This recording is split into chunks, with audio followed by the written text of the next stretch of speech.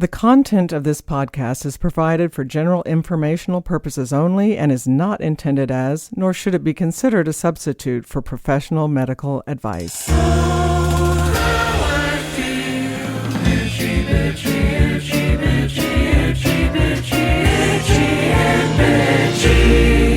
This is Karen Nickel, nurse practitioner, and you are listening to Itchy and Bitchy, a podcast that provides answer to your many health questions.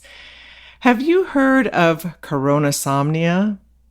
If you haven't, I'll tell you all about it. It is a loss of sleep due to pandemic stress, and more people than ever are suffering from the problem. Those practitioners who specialize in sleep disorders are treating more and more people across all ages for this problem.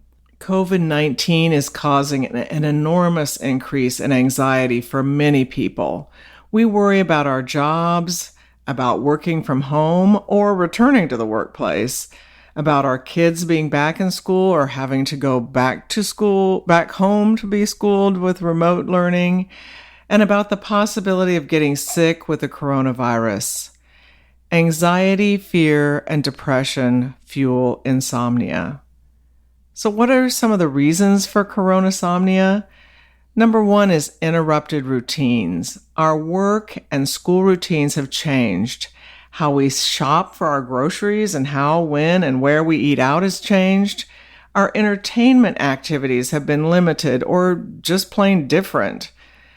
All these changes can cause an upset in our circadian rhythm. This is the rhythm of being awake during the day and asleep at night.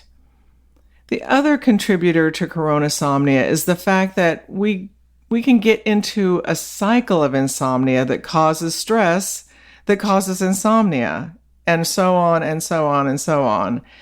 The things that produce this cycle include trying to fight insomnia by taking an afternoon nap or drinking a glass of wine before bed. Both options worsen sleep.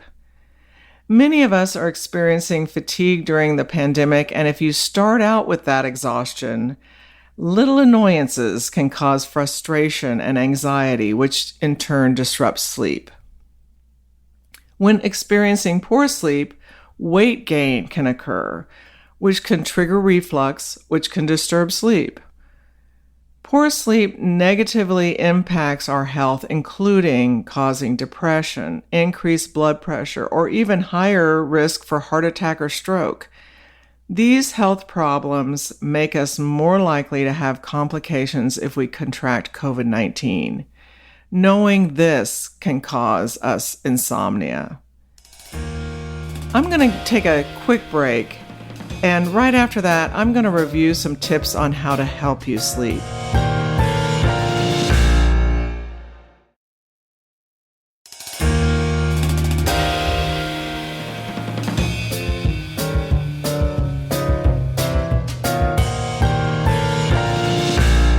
So, how can we correct coronasomnia?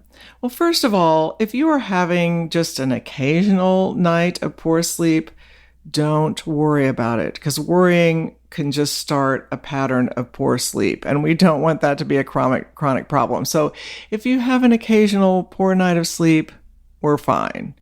If you are having trouble sleeping several nights a week or every night of the week, the first place to start is to try cognitive behavioral therapy, which is abbreviated CBT. This is a method to help you replace thoughts and behaviors that disrupt your sleep with new ways of thinking and behaving that will help you sleep. It is a structured program, it's evidence-based, and it is used by sleep therapists. So these are trained sleep therapists. You can ask your primary care provider for names of sleep therapists or go to a website like Psychology Today, the magazine Psychology Today, where they have a Find a Sleep Therapist search option to locate providers. If you don't have access to a sleep therapist, there are some things you can do yourself to change sleep behaviors. Number one is to keep a normal daily routine. I know this sounds impossible during a pandemic, but if you're working from home, keep the same schedule as if you were going to work. Don't sleep in or stay up too late. And when that alarm goes off, even if you want to turn it off and go back to sleep, don't do it. Go ahead and get up. Get up when that alarm goes off so you stay in that regular routine. I've said it over and over, do not use screens immediately prior to calling it a night. The blue light prevents your brain from releasing melatonin, and we need that melatonin to sleep. Use your bed to sleep. That sounds like an obvious statement, but use your bed to sleep. Don't use it as an office. I can be guilty of this myself, but do not use it as an office. You want your brain to know that the bed is a place to sleep. Don't take naps. Naps really disturb your sleep cycle. Even if you're super tired for a day, it's better to resist a nap so you'll sleep better that night. Get some sunlight. I hope you all have a window where you work, because I don't. So I don't get very much sunlight during the day. But if you can, get some sunlight. It helps keep our circadian rhythms in pattern, so we produce melatonin at night and not during the day. Don't eat dinner late. If you're going to bed at 11 p.m., try not to eat after 7 p.m. or around that time. You must give your body time to digest your meal. When you go to sleep, the body is supposed to slow down all its metabolic work, including digestion. If you wake up in the middle of the night and can't sleep, go ahead and get out of bed. A change of scenery helps you reset, but keep the lights low and don't do anything that gets you energized.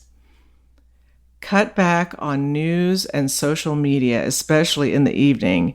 These things just set off alarms in our head and can make us agitated and angry, or at least it does me. So take it easy on the caffeine and alcohol. Alcohol can help you fall asleep, but often it can cause awakening in the middle of the night. And of course, we all know that caffeine can keep us up if we drink too much of it or drink it too late in the day. Try learning to meditate with one of the many apps available. It has been proven that meditation reduces the release of stress hormones. So a meditation app, or there are sleep apps that if you awaken in the middle of the night, you can put your earbuds in or your ear pods, whatever, and listen to these apps that help you stay out of your own head and go back to sleep. If your insomnia has become chronic, really chronic, and you've tried all these methods and nothing is working, discuss it with your primary care provider to determine if a prescription sleep medicine is the right thing for you. I know this is just a brief episode, but I wanted to make you aware that we have a name for our trouble sleeping during COVID pandemic, and it's Coronasomnia. And there are some things you can do to help with correcting that problem. I want to thank Forrest Wenzel, our producer and composer of our theme music. And again, to hear more of his music, you can search his name, Forrest Wenzel, on Apple Music or Spotify. Please visit our Facebook page, I&B Podcast, where you can leave comments or questions. We love to hear them.